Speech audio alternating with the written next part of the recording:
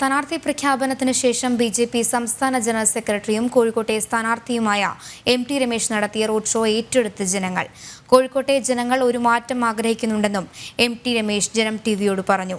കോഴിക്കോട് നിന്ന് വി. സോണൽ കൃഷ്ണ തയ്യാറാക്കിയ റിപ്പോർട്ട് കാണാം.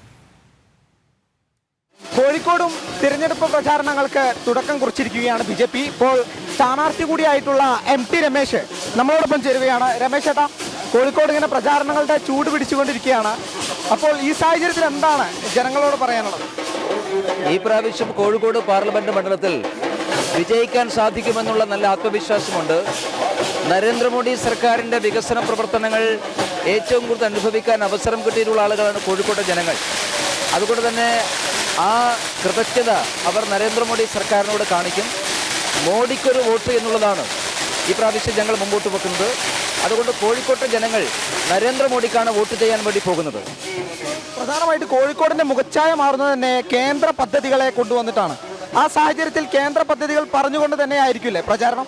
തീർച്ചയായിട്ടും കഴിഞ്ഞ 10 വർഷക്കാലം കോഴിക്കോട് നരേന്ദ്രമോദി സർക്കാർ നടപ്പിലാക്കിയിട്ടുള്ള വികസന പ്രവർത്തനങ്ങൾ തന്നെയാണ് ഞങ്ങളുടെ പ്രധാനപ്പെട്ട ക്യാമ്പയിനിങ് ഇഷ്യൂ. ഓരോ പദ്ധതികളുടെയും കാര്യങ്ങൾ ഞങ്ങൾ ജനങ്ങളോട് വിശദീകരിക്കും.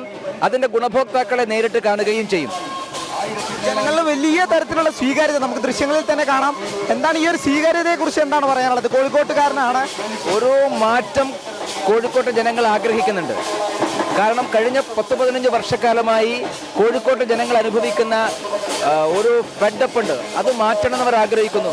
ആ മാറ്റത്തിന്റെ ഭാഗമായിട്ടാണ് വലിയ സ്വീകാര്യത ജനങ്ങൾക്ക് കിട്ടുന്നത്. രമേശേട്ടൻ പറഞ്ഞ പോലെ തന്നെ കോഴിക്കോട്ടെ ജനങ്ങൾ മാറ്റം ആഗ്രഹിക്കുന്നുണ്ട്. അത് തന്നെയാണ് നമുക്ക് ഈ റോഡ് ഷോ ഈ വഴികളിലൂടെ കടന്നു പോകുമ്പോഴും ദൃശ്യമാകുന്നത്. ക്യാമറമാൻ ബിജു സാംസായിക്കൊപ്പം വി. സോണൽ കൃഷ്ണ, ജനം.